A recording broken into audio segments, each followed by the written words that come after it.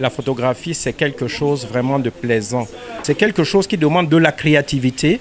C'est quelque chose qui demande de voir en termes d'innovation et de prospective.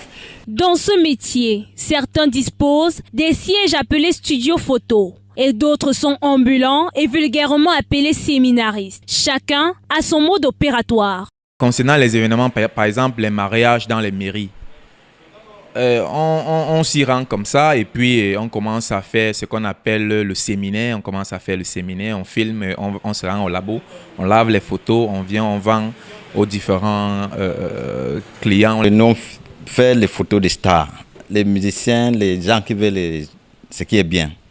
Non, on nous contacte. Nous avons des contacts dans les sites aussi. Les gens nous appellent et nous négocions des marchés avec des personnes qui ont peut-être des cérémonies à faire. Nous nous entendons et nous nous mettons au travail. Les difficultés rencontrées varient d'un photographe à un autre. Aujourd'hui, beaucoup de personnes se concentrent avec leur téléphone. Ils préfèrent les images avec leur téléphone. Et rares sont ceux-là qui veulent encore les photos sur support papier.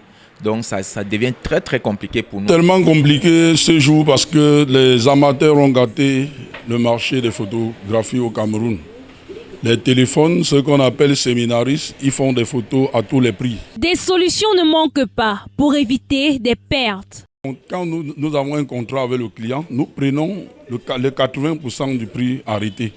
Ce qui fait que le client se trouve obligé de récupérer son travail. Pour ce qui est des prix, ils ne sont pas standards selon ces derniers. Tout dépendrait des efforts fournis. Nous, on n'utilise pas les appareils ordinaires.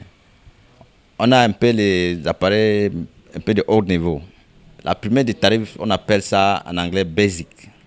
Basic, on fait autant de photos et tu peux changer des habits et tu choisis 3.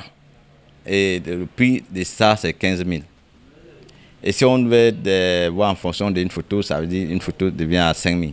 Voici ce qu'on appelle un 13-18.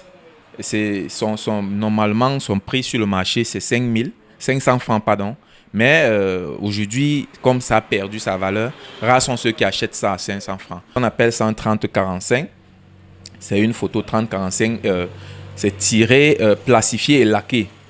Son prix, normalement, c'est 10 000, mais aujourd'hui, on ne peut plus la vendre à ce prix. À l'instar des autres secteurs d'activité, la photographie connaît des hauts et des bas. Vous êtes capable, dans la photographie, de gagner de l'argent, mais de valoriser l'homme, de valoriser la personne. Mais la photographie, en réalité, nourrit son homme.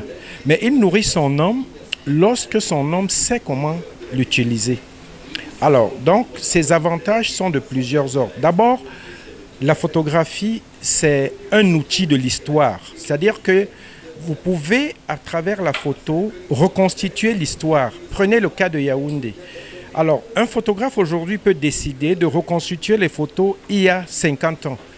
Et vous savez ce que ça va coûter à ce moment-là. On traite avec des personnalités, les gens que tu ne pouvais pas rencontrer un jour. Ils peuvent solliciter service et bon, c'est vrai qu'il y a un avantage d'avoir des relations. Paye de considération que les autres activités indiquent les pratiquants.